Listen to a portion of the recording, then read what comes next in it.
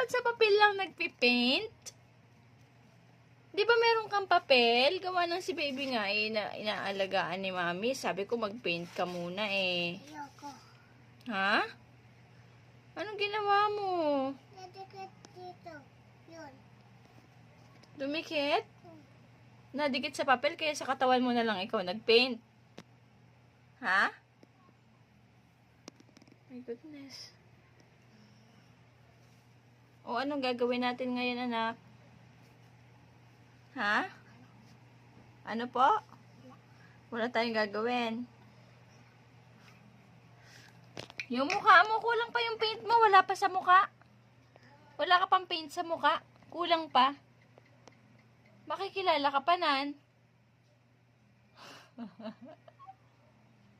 Happy ka dyan? Happy ka dyan?